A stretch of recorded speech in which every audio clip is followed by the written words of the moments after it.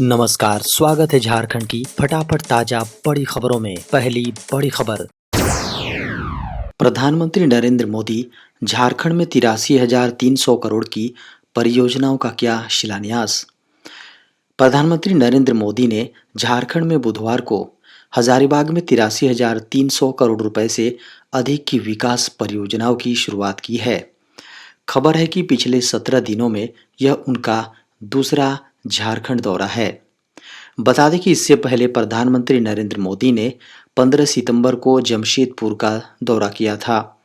PM की इस यात्रा का मुख्य उद्देश्य राज्य और खास तौर पर आदिवासी समुदायों के विकास को बढ़ावा देना है। बता दें कि मोदी ने अपने दौरे के दौरान 40 एकलव्य मॉडल आवासीय विद्यालयों का उद्घाटन किया और 25 और विद्यालयों की आधारशिला रखी। खबर है कि इन विद्यालयों के निर्माण के लिए 2,800 करोड़ रुपए से अधिक का बजट आवंटित किया गया है। बता दें कि प्रधानमंत्री ने धरती आबा जनजाति ग्राम उत्कर्ष अभियान की भी शुरुआत की। झारखंड के साहिबगंज में बदमाशों ने उड़ाया रेलवे ट्रैक। झारखंड के साहिबगंज से बड़ी खबर सामने है।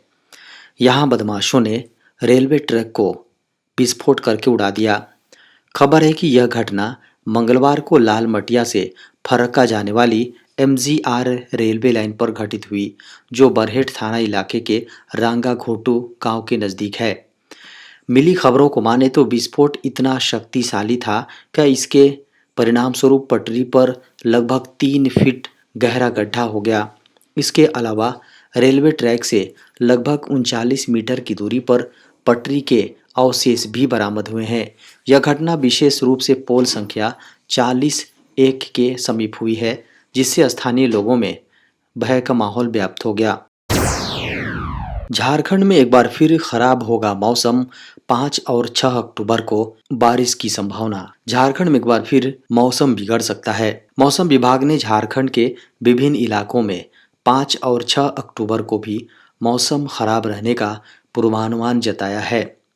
आईएमडी की ओर से जारी ऑल इंडिया वेदर बुलेटिन के अनुसार इस सप्ताह के दौरान झारखंड के साथ ही पड़ोसी बिहार, पश्चिम बंगाल, सिक्किम और ओडिशा के विभिन्न इलाकों में छिटपुट हल्की से मध्यम दर्जे की बारिश की संभावना बन रही है। मौसम विभाग की माने तो दक्षिण पश्चिम मानसून जम्मू कश्मीर, हिमाचल प्रदेश, उत्तराखंड, पंजाब, हरियाणा, दिल्ली, पश्चिमी राजस्थान के बाकी इलाकों से वापस चला गया है।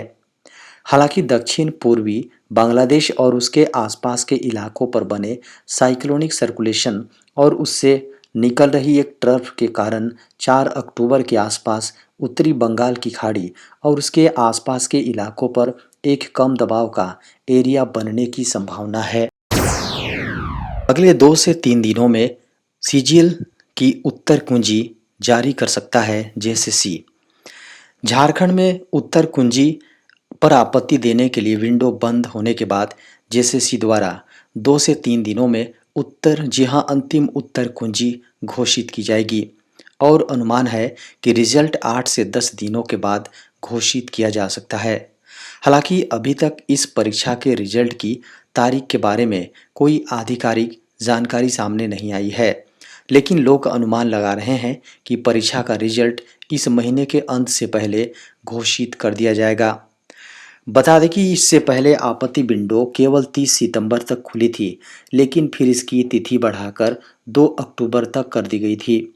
बता दें कि 2 अक्टूबर को सुझाव बंद होने के बाद कुछ दिनों में अंतिम उत्तर कुंजी घोषित की जाएगी और उसके बाद रिजल्ट घोषित किया जाएगा।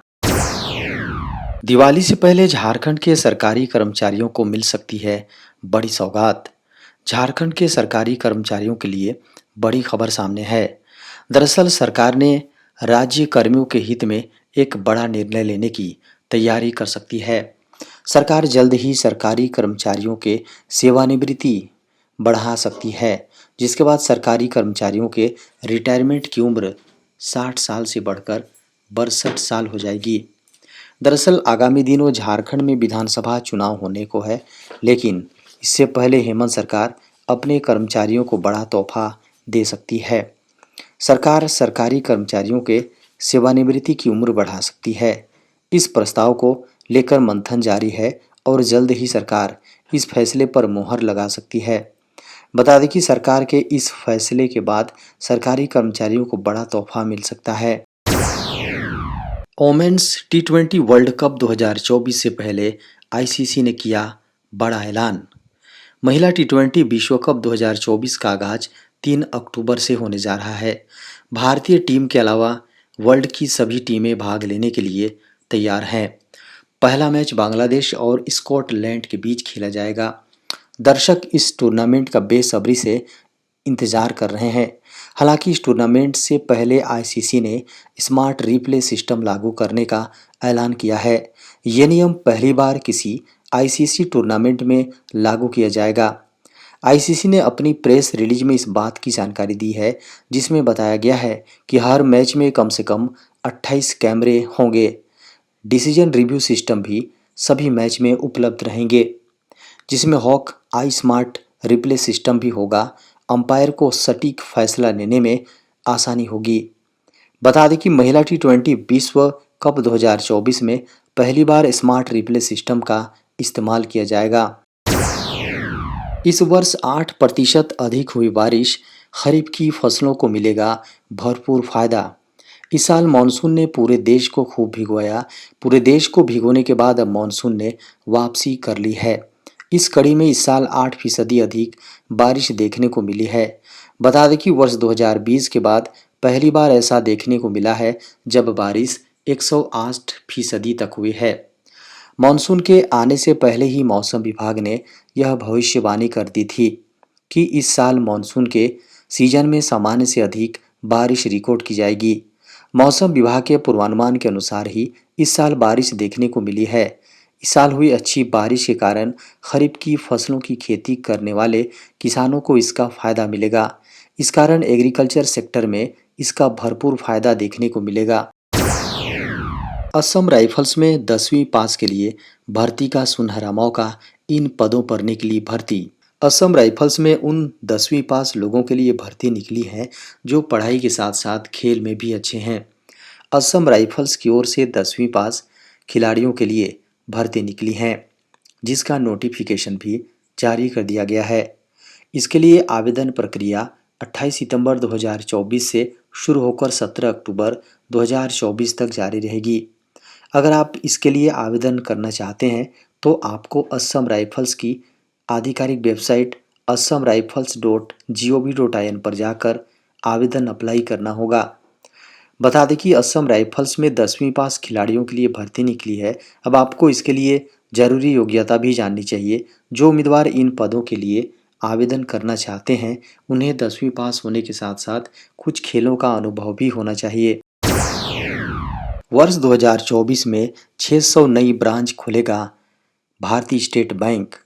एसबीआई यानी देश के सबसे बड़े बैंक एसबीआई ने इस वर्ष वित्त वर्ष में अपने नेटवर्क में और विस्तार करने की योजना बनाई है।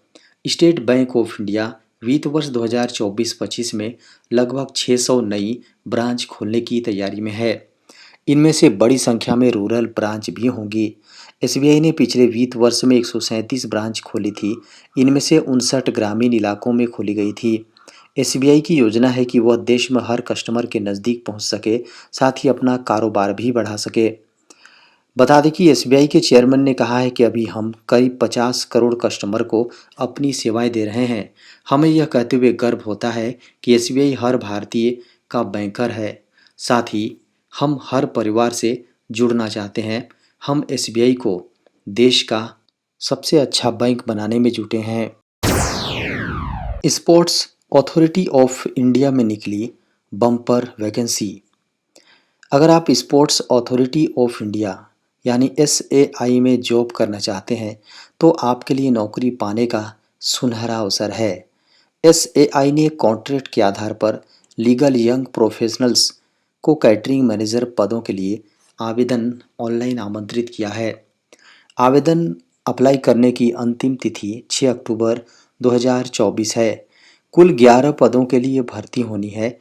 इन नौकरियों के लिए आवेदन करने वाले उम्मीदवार के पास किसी मान्यता प्राप्त यूनिवर्सिटी से कानून में ग्रेजुएट एलएलबी के साथ संबंधित क्षेत्र में 1 वर्ष का अनुभव होना चाहिए।